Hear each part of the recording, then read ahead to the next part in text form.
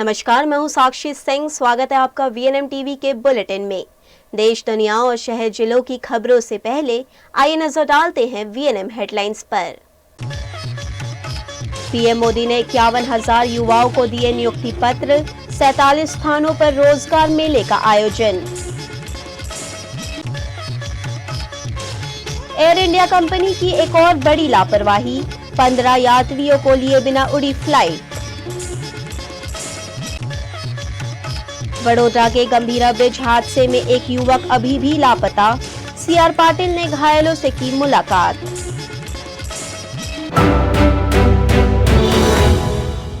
गंभीरा bridge हादसे के बाद गुजरात में खस्ताहाल पुलों को लेकर एक बार फिर से सवाल खड़े हो गए हैं। इस ब्रिज की रेलिंग जगह जगह से टूट गई है। ये वही पुल है जो 70 साल पुराना है और यहाँ से हर रोज सैकड़ों भारी वाहन और आम लोग आवाजाही करते हैं। ऐसे में ब्रिज की खस्ताहाल स्थिति पर विधायक ने अपना कंसर्न दिखाया है।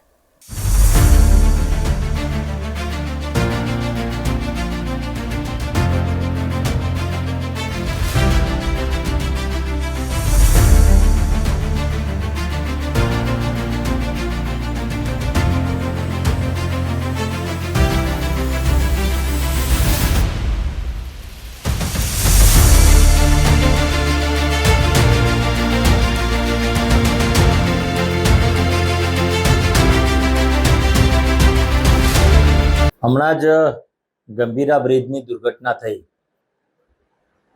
એવા ગુજરાતની અંદર જૂના ઘણા બધા બ્રિજો છે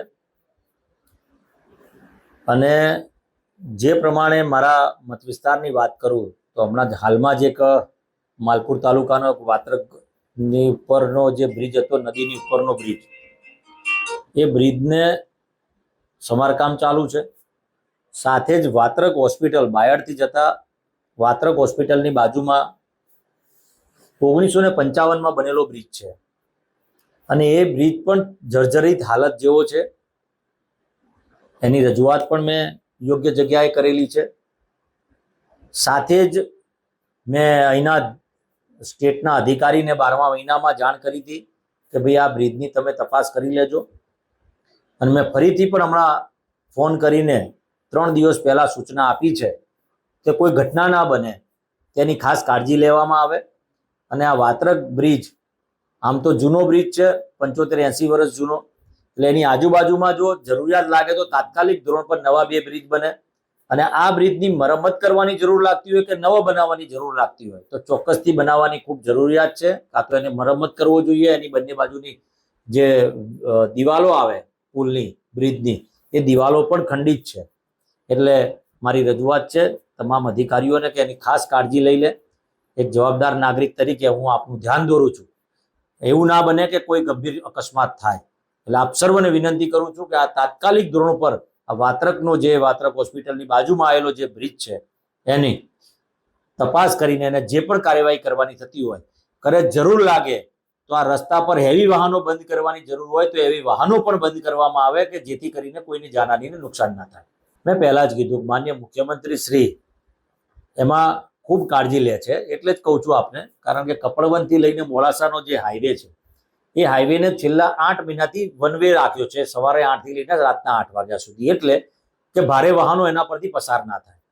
હું એ બાબતમાં માનનીય મુખ્યમંત્રીશ્રીને અભિનંદન એટલે આપું છું કારણ કે આ હાઈવે પર એટલા બધા મૃત્યુ થતા હતા, યુવાન કોઈનો દીવો ઓલવાયો હશે કોઈ પરિવારના, એવા મૃત્યુ થતા હતા અને એના ભાગરૂપે આજે છેલ્લા 6 મહિના દરમિયાન એક પણ મૃત્યુ સવારના 8 થી સાંજના 8 વાગ્યા સુધીમાં મારા ધ્યાન ઉપર આવ્યું નથી। એટલે કહેવાનો નાના મોટા એક્સિડન્ટ થયા હશે, એટલે કહેવાનો તાત્પર્ય એ છે કે જરૂરમાં મુખ્યમંત્રીશ્રીએ ભલામણ કરીને કરવાથી તાત્કાલિક અસરથી એ કર્યું છે, એટલે હું એમને વાતને आभार पण मानूं छूं। पीएम मोदी ने शनिवार को 16वें रोजगार मेले में युवाओं को जॉब लेटर बांटे। वहीं केंद्रीय मंत्री सीआर पाटिल ने वडोदरा में विकास कार्यों का लोकार्पण किया। पीएम मोदी ने आज यानी शनिवार को 16वें रोजगार मेले में 51,000 से ज्यादा युवाओं को जॉब लेटर बांटे उन्होंने वीडियो कॉन्फ्रेंसिंग के जरिए कहा कि युवाओं का सामर्थ्य हमारे भारत के भविष्य के लिए सबसे बड़ी पूंजी और गारंटी है। हमारी सरकार इस पूंजी को समृद्धि का सूत्र बनाने में जुटी है। उन्होंने कहा कि 2 दिन पहले ही 5 देशों की यात्रा से लौटा हूँ।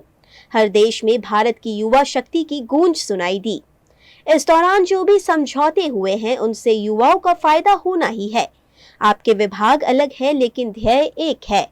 कार्य कोई भी हो, पद कोई भी हो, इलाका कोई भी हो, एक ही ध्येय राष्ट्र सेवा, एक ही सूत्र नागरिक सेवा। आपके इस नई यात्रा के लिए बहुत सारी शुभकामनाएं। रोजगार मेले का आयोजन देश भर में 47 स्थानों पर किया गया। पिछला रोजगार मेला 26 अप्रैल को आयोजित किया गया था। प्रधानमंत्री ने 22 अक्टूबर 2022 को रोजगार मेले का पहला फेज शुरू किया था। अब तक 9.73 लाख से ज्यादा लोगों को रोजगार मिल चुका है। वहीं केंद्रीय जल शक्ति मंत्री सीआर पाटिल ने वडोदरा में कई विकास कार्यों का लोकार्पण किया। यहां उन्होंने पश्चिम रेलवे द्वारा आयोजित 16वें रोजगार मेले का शुभारंभ किया। साथ ही 218 बोरवेल रिचार्ज का उद्घाटन किया और कार्यक्रमों में शिरकत की। इस मौके पर वडोदरा सांसद doctor Himang Joshi, mayor Pinky Soni, municipal commissioner Arun Mahesh Babu सहित अन्य गणमान्य की उपस्थिति रही। माननीय प्रधानमंत्री नरेंद्र मोदी साहब द्वारा रोजगार मेळाનું આયોજન જે કલ્પના સાકાર કરવા માટે જે સફળતાપૂર્વકના પ્રયત્ન થયા એના કારણે આજે 51,000 જેટલા લોકોને આ રોજગાર મેળામાં નિયુક્તિ પત્ર મળી રહ્યા છે। એમાં સરકારની અને સરકારી સંસ્થાઓના આ અલગ અલગ જગ્યાએ મુખ્યત્વે રેલવે, પોસ્ટ કે अन्य सरकारी डिपार्टमेंटમાંથી આજે આ નોકરીના પત્રકો અને નિયુક્તિ પત્ર વિતરણ કરવામાં આવી રહ્યા છે। આજે 51,000, પરંતુ આ દિન સુધીમાં લગભગ 10 લાખ જેટલા યુવાનોને એમના ટેલેન્ટ પ્રમાણે એમને તક મળે, સમયસર મળે એના માટેના સફળ પ્રયત્ન માનનીય પ્રધાનમંત્રી શ્રી નરેન્દ્ર મોદી સાહેબે કર્યા છે। એનું આ પરિણામ છે કે જે એક શબ્દ આજે પણ માનનીય પ્રધાનમંત્રી શ્રી મોદી સાહેબે કહ્યો કે કોઈ ચિઠ્ઠી નહીં અને કોઈ ખર્ચી નહીં, એટલે કે કોઈની ભલામણ નહીં અને કોઈને કોઈ દલાલ નહીં, સીધા જ લોકોને નિયુક્તિપત્ર મળી રહ્યા છે। આ યુવાન કે જે નિરાશાની ગર્તમાં ધકેલી નહીં જાય, જ્યારે વિકસિત ભારતની કલ્પનાને સાકાર કરવો હોય તો આ દેશના યુવાનોને એને ટેલેન્ટનો ઉપયોગ કરવા માટેનો પ્રયત્ન સરકાર द्वारा કરવામાં આવ્યા પહેલીવાર આપણા દેશમાં બની રહ્યું છે। एयर इंडिया की लापरवाही से अहमदाबाद में घटी भीषण विमान दुर्घटना के बाद भी एयर इंडिया कंपनी है कि सुधरने का नाम नहीं ले रही। एयर इंडिया की फ्लाइट पिछले 1 महीने से लगातार आलोचना की शिकार बन रही है। इसी बीच गुजरात के कच्छ के भूज एयरपोर्ट पर एयर इंडिया की फ्लाइट में बहुत बड़ी गड़बड़ी सामने आई, जिसमें भूज से मुंबई जाने वाली एयर इंडिया की फ्लाइट 15 से ज्यादा लोगों को एयरपोर्ट पर ही छोड़कर चली गई। दरअसल एडवांस बुकिंग कराने के बावजूद फ्लाइट में सीट नहीं होने की वजह से 15 से ज्यादा लोग यात्रा ही नहीं कर पाए। एडवांस बुकिंग भरने के बाद भी फ्लाइट में सीट नहीं मिलने पर यात्रियों में भारी रोष देखने मिला। एयर इंडिया द्वारा वैकल्पिक व्यवस्था भी नहीं की गई, जिस पर यात्रियों ने रोष जताया। एयर इंडिया की वजह से भूज एयरपोर्ट पर यात्री हैरान परेशान दिखाई दिए। तो मैडम पहले आपने क्या बोला, अब कुछ नहीं होगा, तो हम टिकट हमें तो आगे का रास्ता करना कि नहीं। अब बोलते हो हमारे पास एक ही ऑप्शन है, मतलब क्या है मैडम इसका? आप मेरी बात समझिए, मैं ऑप्शंस दे रही हूँ आपको। ये आप ऑप्शन जो दे रहे हो, आपने तब जब 8 बजे मुझे ऑप्शन देना था कि आपका कुछ हो जाएगा, खड़े रहिए। मुझे तो आगे जाने की इमरजेंसी, मेरे बच्चे, ये बच्चा है ना, इसका अभी अपॉइंटमेंट था, मुझे 1:30 बजे पहुंचना जरूरी था, बराबर है। अभी आप बोल रहे हो शाम को 6 बजे जाओ, तो अपॉइंटमेंट कौन देगा? यहाँ से फ्लाइट ही नहीं है तो मैं क्या करूँ? तो आप रिफंड दे दो। गुजरात के वडोदरा के पादरा के गंभीरा ब्रिज हादसे का आज चौथा दिन है, लेकिन अभी भी शव बरामद करने में टीम असफल हुई है। गुजरात के वडोदरा जिले के पादरा तहसील में स्थित महिसागर नदी पर बना गंभीरा ब्रिज बीते दिनों हुए हादसे के बाद सुर्खियों में है। ब्रिज का एक हिस्सा अचानक ढह गया और आज यानी 12 जुलाई को इस हादसे का चौथा दिन है। अब तक मलबे से कुल 20 शव बरामद किए जा चुके हैं, जबकि 22 वर्षीय युवक विक्रम, जो नरसिंहपुरा गांव का निवासी है और एक निजी कंपनी में काम करता था, अभी भी लापता है। उसकी तलाश नर्मदा नदी के दोनों दिशाओं में जारी है, क्योंकि जिस स्थान पर हादसा हुआ वहां नदी का बहाव भर्ती और ओट के समय दो अलग अलग दिशाओं में होता है। वहीं इस हादसे में घायल हुए मृतकों से मिलने केंद्रीय मंत्री सीआर पाटिल एसएसजी अस्पताल पहुंचे। इस मामले पर केंद्रीय मंत्री सीआर पाटिल ने बयान देते हुए कहा कि सरकार किसी भी घटना पर त्वरित और कठोर कदम उठाती है। उन्होंने बताया कि मुख्यमंत्री द्वारा पहले ही सख्त कदम उठाए जा चुके हैं। दोषी अधिकारियों को सस्पेंड कर दिया गया है। गुजरात के वडोदरा में केंद्रीय मंत्री सीआर पाटिल ने 218 स्थानों पर रिचार्ज वेल निर्माण कार्य की शुरुआत की है। वडोदरा के सयाजीगंज विधानसभा क्षेत्र में पानी की स्थायी व्यवस्था को मजबूत बनाने के उद्देश्य से 218 स्थानों पर रिचार्ज वेल निर्माण कार्य की शुरुआत की गई। ये परियोजना राज्य सरकार, वडोदरा महानगर पालिका और विधायक केयू रोकड़िया की ग्रांट से रुपए 4,80,00,000 की लागत से पूरी की जाएगी। इस विशेष मुहूर्त अवसर पर केंद्रीय जल शक्ति मंत्री सीआर पाटिल के कर कमलों द्वारा इस परियोजना का विधिवत शुभारंभ किया गया। कार्यक्रम में भाजपा प्रदेश अध्यक्ष सीआर पाटिल, सांसद डॉक्टर हेमांग जोशी, विधायक केयू Rokadia, Manisha Vakil, mayor Pinky Soni, deputy mayor Chirag Barot, chairman Sheetal Mistry और म्युनिसिपल कमिश्नर महेश बाबू भी प्रमुख रूप से उपस्थित रहे। जल की इस जीवन के अंदर बहुत बड़ा महत्व है और इसके कारण भविष्य की जरूरियात को पहचानते हुए माननीय वड़ा प्रधान श्री नरेंद्र भाई मोदी ने जो बारिश के मौसम में बारिश का पानी सीधे समुद्र में जाके मिलता है, उसको रोकने के लिए, उसकी उपयोगिता बढ़ाने के लिए कैच द रेन अभियान इस देश में शुरू किया। माननीय केंद्रीय मंत्री, जल शक्ति मंत्री सीआर पाटिल जी जब बने तब से उन्होंने पूरे देश के अंदर इसका व्याप बहुत बड़ा बढ़ाया है और इसके कारण आज कैच द रेन अभियान के अंदर सयाजीगंज विधानसभा में एक साथ 218 bore rain water recharge well का आज खातमुहूर्त उनके हस्ते हो रहा है। सयाजीगंज विधानसभा में 218 सोसाइटियों के अंदर नागरिकों को ये सुविधा 80-20 के माध्यम से गुजरात गवर्नमेंट मेरी ग्रांट में से ये पूरी सुविधा मिल रही है और आगे भी जितनी सोसाइटियां अपने यहाँ पे ये रेन वाटर रिचार्ज वेल बनाने के लिए मेरी ऑफिस का संपर्क करेगी, हम सभी जगह पे इसको सोसाइटी को खर्च न लगे इस हिसाब से करके देंगे। जल का मैंने बताया बहुत बड़ा महत्व है और शुद्ध पीने की व्यवस्था, या तो हम ग्रीनरी बढ़ाना चाहते हैं उसके लिए भी जल की आवश्यकता है। तब इस परिस्थिति के अंदर रेन का पानी होता है उसको जमीन में उतारने की बहुत बड़ी जिम्मेदारी हम सभी नागरिकों की है और इसके लिए सरकार की योजना के माध्यम से लोगों को भी फायदा हो, इसके लिए इसका आयोजन हुआ है। माननीय प्रधानमंत्री श्री नरेंद्र भाई मोदी साहब द्वारा जल संचय, जन भागीदारी, जन आंदोलन માટે આહવાન આપવામાં આવ્યું છે અને કેચ ધ રેન, વરસાદના પાણીને ઝીલી લો, રેન વોટર હાર્વેસ્ટિંગ, વરસાદના પાણીને જમીનમાં ઉતારવા માટે અમે આહવાન કરીને આ દેશના લોકોમાં જનજાગૃતિ ફેલાવવાનો પ્રયત્ન કર્યો છે।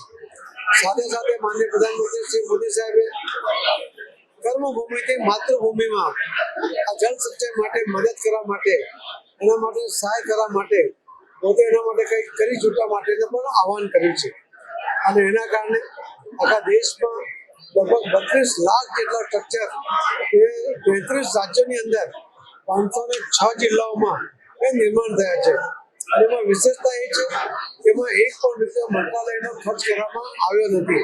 એટલે મોદી સાહેબના આહવાનને જે રિસ્પોન્સ મળ્યો છે એ ખૂબ જબરદસ્ત મળ્યો છે। वीएनएम टीवी पर अब वक्त है एक छोटे से ब्रेक का। ब्रेक के बाद हाजिर होंगे कुछ और खबरों के साथ।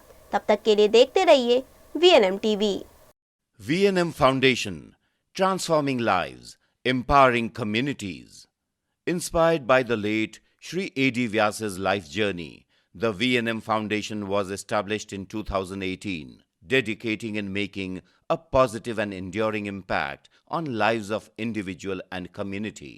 VNM Foundation is working on issues that can improve the society today and tomorrow: health and education, environmental wellness, inclusion, women empowerment, sports, art and culture.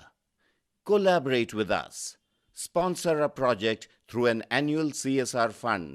Support activities and events for community welfare. Elevate your brand through annual association with VNM Foundation.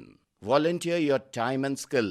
Donate now and claim an 80G tax exemption. VNM Foundation is registered under Section 80G of the Income Tax Act. VNM Foundation, transforming lives, empowering communities. For more details, contact 918734872606 or 919879572606. Mulberry Heights 3 BHK and 4 BHK premium flats, connecting you to a new way of life. Vadodara के most promising location new Gotri road पर आलिशान apartment. यहाँ बना है आपके सपनों का घर।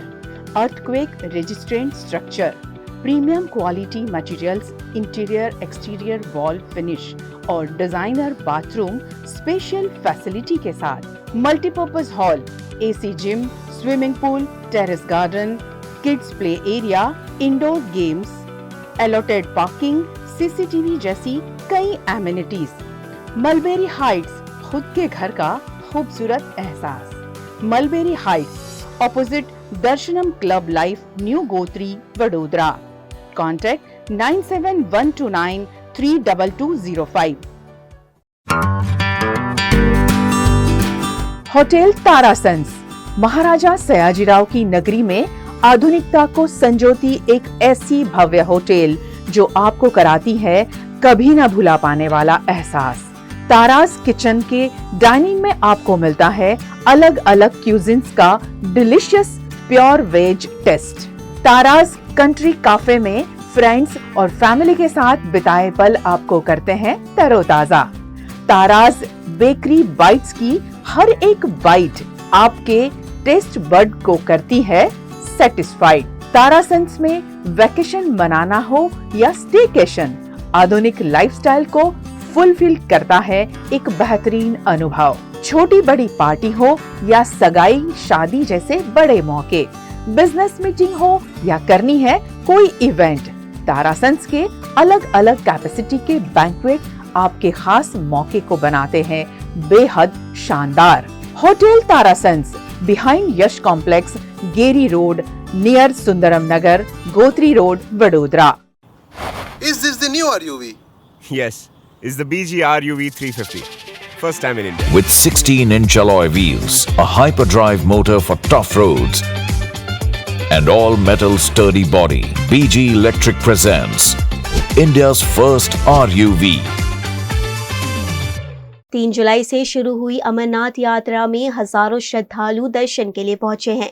वहीं वडोदरा के ट्रस्ट द्वारा इस यात्रा को आसान बनाने की कोशिश की जा रही है। अमरनाथ यात्रा पूरे श्रद्धा और सुरक्षा के माहौल में जारी है। यात्रा के पहले 9 दिनों में 1,63,000 से अधिक श्रद्धालु पवित्र गुफा के दर्शन कर चुके हैं। यात्रा की व्यवस्थाओं और श्रद्धालुओं की संख्या को लेकर प्रशासन की ओर से जानकारी दी गई है। 3 जुलाई से शुरू हुई अमरनाथ यात्रा अब तक सफलतापूर्वक जारी है। यात्रा के पहले 9 दिनों में कुल 1,63,726 श्रद्धालुओं ने पवित्र गुफा में बाबा बर्फानी के दर्शन किए। ये मैं पहली बार यात्रा कर रहा था, इसके लिए मैंने सबसे पहले जम्मू आया। जम्मू में भगवती नगर से मैंने सीधे आया पहलगाम से मैंने अपनी यात्रा की शुरुआत किया चंदनवाड़ी होते हुए।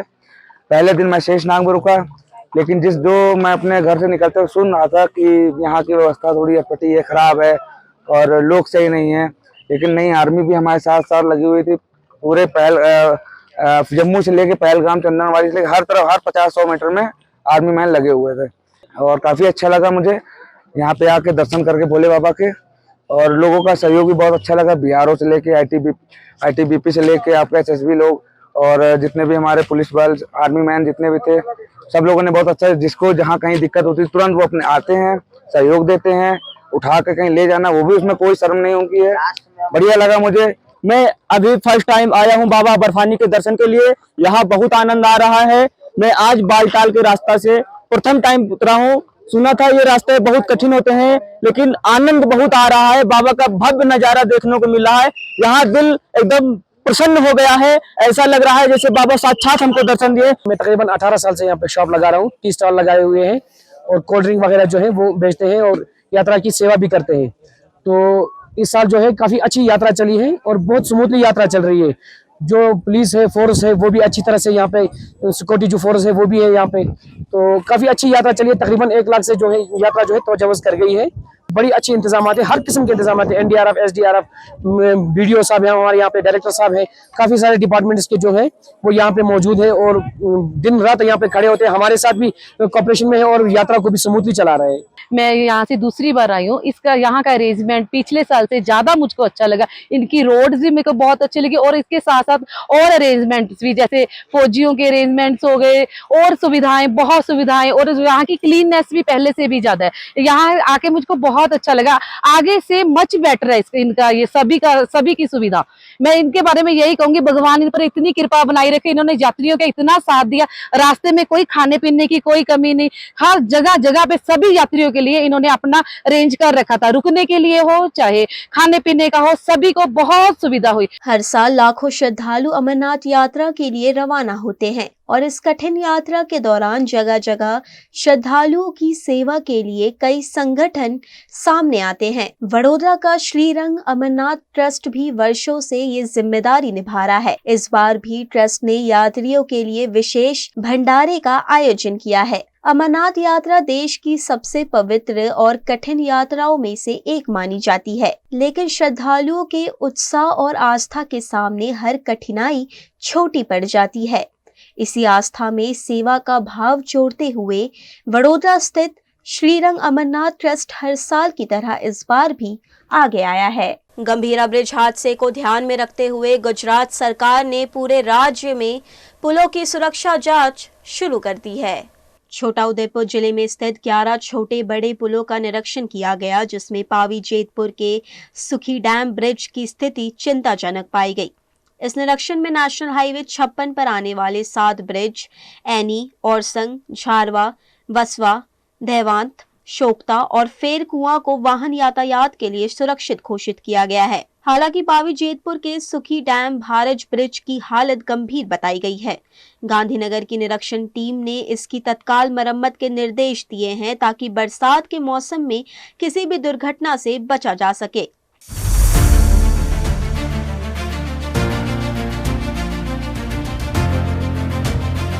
अहमदाबाद में हुए भीषण विमान दुर्घटना को आज 1 महीने हो गए हैं।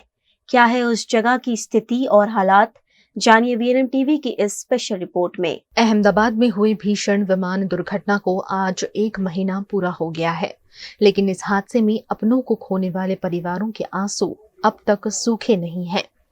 कुल 260 लोगों की जान गई, जिनमें 241 यात्री और बाकी स्थानीय लोग शामिल थे। हमारी टीम ने आज उस स्थल का दौरा किया जहां विमान गिरा था। देखिए ये ग्राउंड रिपोर्ट। आज अहमदाबाद विमान दुर्घटना को पूरा 1 महीना हो चुका है। आज वीएनएम की टीम यहाँ पे ग्राउंड जीरो पे आ चुके हैं, जहाँ पे जो डॉक्टर की मैच थी और जो डॉक्टर के कैंटीन थी वहाँ पे हम पहुँच गए। यहाँ पे दृश्य जो है आज 1 महीने के बाद में भी डरा देने वाला है। ये जो पूरा रोड है पूरा एकदम सुनसान हो चुका है। यहाँ पे कोई जनता की अवर जवर नहीं चल रही है। जनता की अवर जवर के लिए प्लेन यहाँ पे रास्ता बंद कर दिया गया है। यहाँ पे जो प्लेन का आगे का और पीछे का जो हिस्सा होता था, यहाँ पे आके टूटा था और यहाँ पे जो डॉक्टर कैंटीन में खाना खा रहे थे वो उनकी मृत्यु हो चुकी थी। और अभी यहाँ के जो कॉर्पोरेट है उनके साथ बात करने से पता चला है कि यहाँ पे कितने सारे मिसिंग भी हो सकते हैं। और यहाँ पे टोटली जो ये विमान दुर्घटना में जो आदमी की जो मृत्यु होंगे वो टोटल 260 की सरकार ने बताया कि 260 लोगों की मृत्यु हो चुकी है, जिसमें 242 मुसाफिर थे, जिसमें 241 मुसाफिर की मौत हो गई है, दूसरे सिविलियन थे। तो आज एक महीने के बाद भी यहाँ का जो रोड है बिल्कुल सुनसान है। यहाँ पे आने दिन के टाइम में भी आने के लिए डर लगता है। ऐसा बहुत भयावना एक यहाँ पर डर का एक माहौल है। उस दिन हम लोग हमारी ऑफिस पे बैठे थे, 1:30 पे अचानक से एक धमाका हुआ। हम लोग ऑफिस से बाहर निकले तो काला धुआं हुआ। हम लोग उस तरफ भागे, हमको अंदाज़ा नहीं था कि प्लेन गिर सकता है और हम भागे, जब देखा तो कि प्लेन गिरा हुआ था। हम जब यहाँ पहुँचे तब कुछ बच्चे विंग से बाहर निकल के भाग रहे थे। हम लोगों ने उनको बैठाया, रिक्शे में बैठाया। उसके कुछ ही 5-10 मिनट में एम्बुलेंस आ गई, एम्बुलेंस में बिठाया, सिविल में भेजा। और उसके बाद देखा तो हम लोगों ने कि बहुत हाहाकार मचा हुआ था कि आप देखें चारों बाजू बच्चे भाग रहे थे, ऊपर बच्चे खड़े थे, कूद रहे थे, कहीं आग लगी हुई थी, धुआं उठ रहा था। ये मंजर आज भी याद आता है तो रात को नींद उड़ जाती है। बहुत दुखदायक मंजर। दूसरा, जो लोग यहाँ से प्रसार हो रहे थे, क्योंकि ये चालू रोड है, यहाँ एफिडेविट होता था, यहाँ लोग मंदिर जाते थे, तो उन लोगों के जो मिसिंग फैमिलीज़ हैं, जैसे एक लड़का है जिसको मैं जानता हूँ, पंजाबी परिवार से है, वो यहाँ से बाइक लेके निकला था, ना उसकी बाइक मिली है ना उसकी बॉडी मिली है, अभी तक उसका कोई ठिकाना नहीं है। तो ऐसे भी कुछ परिवार हैं, लोगों को आज भी इंतज़ार है कि उनके बच्चों के बारे में कोई खबर मिले। और जो हुआ वो बहुत दुखदायक था। 1 महीने के बाद भी आज भी प्लेन जब यहाँ से जाता है, थोड़ा नीचे होता है, तो हमारे इस विस्तार के लोगों की नज़र उस प्लेन पे जाती है, जबकि यहाँ सालों से हम लोग रह रहे हैं, सालों से प्लेन आ रहे हैं, जा रहे हैं, किसी ने आज तक ऊपर नहीं देखा। पर अब जब भी प्लेन की आवाज़ ज़ोर से आती है, नीचे होता है, तो सबकी नज़र उस प्लेन की ओर चली जाती है। यही एक परिवार की जो मुझे मिली है, जो सरदार फैमिली है, और जो चावड़ा फैमिली है उनकी तो बॉडी मिल गई, और एक और थे उनकी भी बॉडी मिल गई जो मेरे विस्तार में थे। पर ये एक सरदार फैमिली है, उसकी अभी तक बॉडी नहीं मिली, ना उसका कुछ पता चला है। 12 जून को अहमदाबाद के अस्पताल परिसर में हुआ विमान हादसा आज भी लोगों के दिलों को झकझोर रहा है। आज जब हमारी टीम मौके पर पहुंची तो देखा कि प्रशासन ने पूरा रास्ता सील कर दिया है। आम लोगों की आवाजाही पर यहाँ रोक है। जहाँ प्लेन क्रैश हुआ उसके पीछे मेरा घर है। डर तो लगता ही है, क्योंकि प्लेन हमारे ठीक देखना चाहिए तो 5 किलोमीटर दूर एयरपोर्ट है, पर जहाँ मैं रहता हूँ वहाँ से जो बीच में कुछ ना है, जैसे हवाई तो बात करें हवाई का तो 2 ही किलोमीटर में आ जाता है एयरपोर्ट का प्लेन देखते हैं तो अभी भी मन में एक डर होता है कि कहीं वापस कुछ ना हो जाए। भगवान से ऐसी प्रार्थना करता हूँ कि विश्व में ऐसी कहीं पे भी ऐसी घटना ना घटे। और मेरे 25 साल के करियर में ऐसी प्रथम घटना मैंने देखी है और बहुत डर लगता है अभी भी। वहाँ से जब निकलता हूँ रास्ते से भी, वहाँ से भी डर लगता है। भगवान से प्रार्थना करते हैं या विश्व में भी ऐसी घटना ना घटे। रेस्क्यू टीम को इस काम में भारी मशक्कत करनी पड़ी, क्योंकि हादसे के बाद का तापमान इतना अधिक था कि शवों को निकालने में काफी कठिनाई हुई। कई शवों को ठंडा करने के लिए पानी डाला जाता रहा। OMPS के टूंका गाळाમાં 254 DNA मैच થયા। 6 વ્યક્તિને ફિશિયલ આઈડેન્ટિટી એમ કરીને 260 પાર્થિવ દેહને એમના સ્વજનને ખૂબ સન્માનભેર આપવામાં આવે। એના પછી પણ જે પ્રક્રિયા હતી, જે આવો અનફોર્ચ્યુનેટ ઇન્સિડન્ટ્સમાં ઘણીવાર વખત બીજો અંગ પણ કંઈક મળી શકે, જે પાછળથી એટલે કે બાકીના અઠવાડિયા પછી એની વિધિ કરી ફોન કર્યા, 7 લોકો આવીને લઈ ગયા, બાકીના 19 જે અંગ હતા એમાં 18 હિન્દુ અને 1 મુસ્લિમ, તો મુસ્લિમને પણ એની મુસ્લિમ વિધિ પ્રમાણે દફન કરવામાં આવ્યું તંત્ર દ્વારા। અને એવું કહીશું કે મૌલવી આયા વાંચતા હોય અને એમની દફન વિધિ એ પૂરી રિસ્પેક્ટફુલી કરવામાં આવી। 18 હિન્દુને અંતિમ સંસ્કાર આપી અને એમના ફૂલને સાબરમતીમાં અર્પણ કરી અને સરકારી તંત્રે એમની પૂરી ફરજ પૂરી કરી। અને હું એમ કહીશ કે ફરીથી આવું ન બને। આપણે સૌ જે થયું છે એને રોકી નથી શકવાના, રોકી નથી શકતા। જે લોકોએ પોતાના માણસ ગુમાવ્યા છે એને પણ આપણે પાછા નથી લાવી શકવાના, પણ ચોક્કસથી પ્રાર્થના કરશું કે દરેકે દરેક આત્માને મોક્ષ મળે અને ભવિષ્યમાં આવી કોઈ દુર્ઘટના ન થાય જેમાં નિર્દોષ વ્યક્તિનો જીવ જઈ શકે। अहमदाबाद की ये दर्दनाक विमान दुर्घटना न केवल शहर बल्कि पूरे देश के लिए एक गहरा घाव बन गई है। प्रार्थना है कि ऐसी त्रासदी फिर कभी ना दोहराई जाए। गुजरात के वडोदरा के अकोटा में पिछले 3 महीनों से लोग दूषित पानी पीने को मजबूर हैं। वडोदरा के अकोटा गांव में पिछले 3 महीनों से लोग दूषित और ड्रेनेज मिक्स बदबूदार पानी पीने को मजबूर हैं। शिकायतों के बावजूद जब महानगर पालिका ने कोई कदम नहीं उठाया तो आज कांग्रेस ने विरोध का रास्ता अपनाया। वडोदरा के अकोटा गांव की मस्जिद फड़िया क्षेत्र में लोगों को बीते 3 महीनों से साफ पीने के पानी के लिए जूझना पड़ रहा है। नलों से आ रहा पानी न सिर्फ बदबूदार है बल्कि उसमें सीवर का पानी भी मिला हुआ है। इस गंभीर समस्या को लेकर आज कांग्रेस के वडोदरा शहर महासचिव चिराग शाह की अगुवाई में मटके फोड़ विरोध प्रदर्शन किया गया। नाराज नागरिकों ने कॉरपोरेशन और स्थानीय कॉरपोरेटर के खिलाफ जोरदार नारेबाजी की और हाय हाय के नारे लगाकर गुस्सा जताया। अकोटा मस्जिद फळिયું આ વિસ્તાર છે છેલ્લા 3 મહિનાથી આ પ્રકારનું પાણી આ લોકોને આપવામાં આવી રહ્યું છે કોર્પોરેશન દ્વારા। વારંવાર અમે અધિકારીઓને અમે જાણ કરી છે। અમે મોરચો લઈને વડીવાડી પણ ગયા। જ્યારે વડીવાડી ગયા ત્યારબાદ બીજે દિવસથી ચોખ્ખું પાણી માત્ર 5 થી 10 દિવસ માટે આવ્યું અને ત્યારબાદ ફરી પાછું આ જ પ્રકારનું પાણી આ લોકોને મળી રહ્યું છે। અમારી તો આ સ્પષ્ટપણે માંગણી છે, આ તમામ લોકોની આ સ્પષ્ટપણે માંગણી છે કે જ્યારે આજની તારીખે જલશક્તિ મંત્રી જ્યારે વડોદરામાં આવી રહ્યા છે તો આ તમામ લોકોની એ ઈચ્છા છે કે આ જે પાણી અમને પીવડાવવામાં આવે છે તો આ અમે એમને સુપ્રીમ ભેટ આપવા માંગીએ છીએ। આ જે પ્રાથમિક સુવિધા છે, આ જે રોડ રસ્તા પાણી ડ્રેનેજ 30 વર્ષના શાસનમાં જો તમે એ પ્રાથમિક સુવિધા જો તમે જનતાને ના આપી શકતા હોય તો ધિક્કાર છે તમારા આ શાસન ઉપર। તમારે શાસન કરવાના લાયક જ નથી, તમારે શાસન છોડી દેવું જોઈએ। ઇલેક્શનમાં ઊભું પણ ના રહેવું જોઈએ। માત્ર ઇલેક્શનમાં ઊભા રહો છો ત્યારે વોટ માંગવા અહીંયા આવો છો અને આ લોકોને જ્યારે પ્રાથમિક સુવિધા તમે આપી નહીં શકતા તો તમને એ રાઈટ જ નથી કે તમારે ઇલેક્શનમાં ઊભું રહેવું જોઈએ। મારે તો સ્પષ્ટપણે એ બીજું કહેવું છે કે આ પ્રકારનું જે પાણી છે આ લોકોની બીજી એક માંગ છે કે આ જો તાત્કાલિક ધોરણે આ લોકોનો પ્રોબ્લેમ જો રિઝોલ્વ નહીં થાય તો સોમવાર કે મંગળવારે આ જે પાણી એમને પીવું પડે છે હાલની તારીખમાં આ પાણી તમામ લાગતા વળગતા અધિકારીઓ, તમામ લાગતા વળગતા જે અહીંયાના ચૂંટાયેલી પાંખો છે એ લોકોના ઘરે જઈને આ લોકો આંદોलन કરવા માંગે છે। राजस्थान के आबू रोड के मूंगथला गांव में लंबे समय से पानी का संकट गहराया हुआ है, जिस पर अब विरोध छिड़ गया है। राजस्थान के आबू रोड के मूंगथला गांव में पानी की गंभीर समस्या को लेकर ग्रामीण महिलाएं आक्रोशित हो गई। भाजपा महिला मोर्चा गिरवर मंडल अध्यक्ष मीनू अग्रवाल के नेतृत्व में महिलाओं ने जलदाय विभाग कार्यालय का घेराव कर विरोध प्रदर्शन किया। विरोध की सूचना मिलते ही जलदाय विभाग के उपखंड सहायक अभियंता कालूराम मौके पर पहुंचे। महिलाओं ने उन्हें गांव में चल रही पानी की बदहाली से अवगत कराया। महिलाओं ने अपनी समस्याओं को विस्तार से बताया और जल्द समाधान की मांग करते हुए एक ज्ञापन भी सौंपा। जलदाय विभाग आए, पानी की समस्या को लेकर मूंगथला में काफी दिन से 20-25 दिन हो गए पानी नहीं आ रहा है, तो उस समस्या को लेकर हम औरतों को लेकर आई हूँ। मैं महिला मोर्चा गिरवर से अध्यक्ष हूँ महिला मोर्चा की, और औरतों को ये समस्या बहुत है कि पानी नहीं देता, 10 मिनट 15 मिनट बस पानी आता है और बंद कर देता है। पानी की समस्या लेकर आए। हमारे पुल यहाँ पर 2 ओपन वेल है और 4 ट्यूबवेल है, उसमें से क्या 2 ट्यूबवेल बंद हो गई थी। उसकी वजह से क्या वहाँ पर के जाने आने के लिए वो बोरिंग मशीन जा नहीं पा रही थी, क्योंकि हमने क्या बोरिंग तो चालू करा दिया है। फिर क्या हुआ कि कभी अभी के बारिश का टाइम है तो लाइट पावर कट भी रहता है, तो उससे क्या प्रोडक्शन प्रॉपर नहीं हो रहा है, इसलिए हमने क्या एकांत सप्लाई चालू की है, एक दिन छोड़ के एक दिन।